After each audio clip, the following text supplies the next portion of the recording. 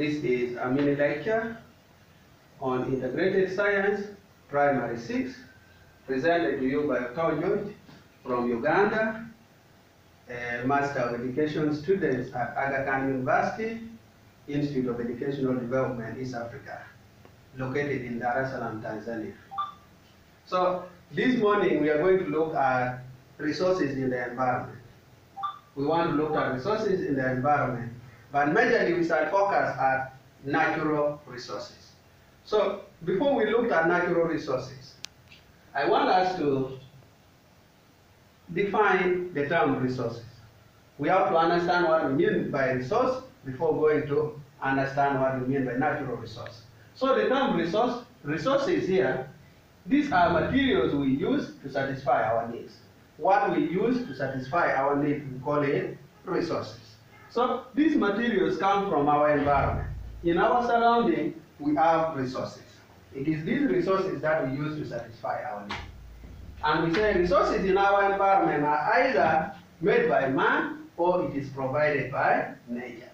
So resources that are provided by nature, this is what we call natural resource. In this way, natural resources, these are resources we get directly from nature. They are provided by nature. These resources can be found in and above the earth's surface. So natural resources in the environment have been classified into two broad categories. These categorizations have been based on their availability. The first category of natural resource is what we call renewable resources. Renewable resources, these are resources that can be replaced by natural means of reproductions. The resources that we can replace them by natural means of reproductions is called natural resource. The replenishment of these resources naturally occur in the course of time. As time goes on, the resources are being replenished. To replenish means to replace or to bring back the stock that has already been used. So the use of these resources correspond with the principle of sustainability. What do we mean when we talk of principle of sustainability? This one means the rate of consumption does not affect the availability of the resource. We use them, but they continue to exist.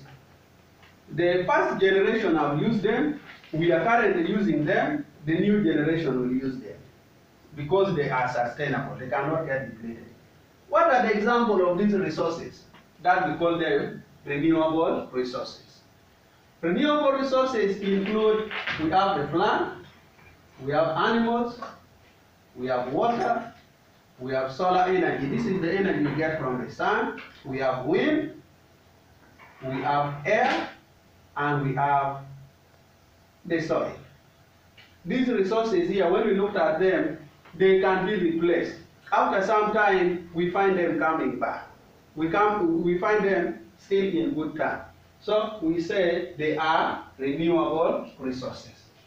Another classification of natural resource is what we call non-renewable resources. So what do we mean here by non-renewable resources?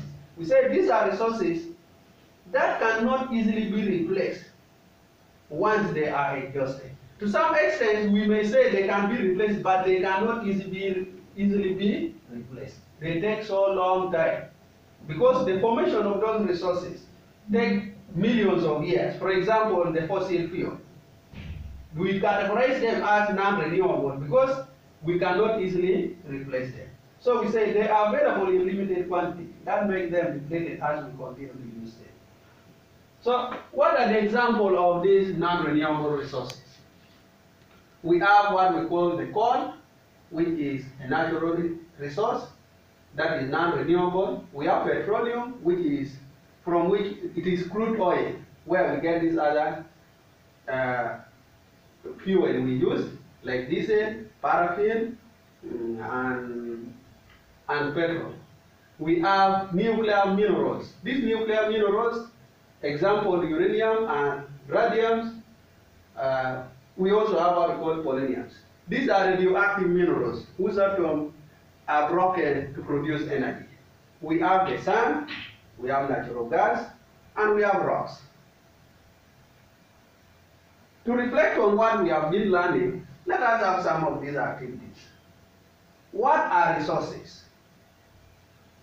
Differentiate renewable resources from non-renewable resources. Give 2 examples of renewable resources. Why is coal regarded as non-renewable resources? As we answer this activity, we shall be covering what we have already learned. So, in summary, everything that we use comes from in and above the Earth's surface. One of these materials, some of these materials are made by man, whereas others are made by nature.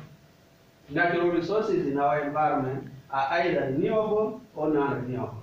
However, it should be noted that the way we use these resources determines the rate at which these resources get out of stock. And in our next lecture, we shall look at how the various natural resources are useful in our daily life. For any comments or information on this lecture, don't hesitate to contact me on that email. Thank you for listening.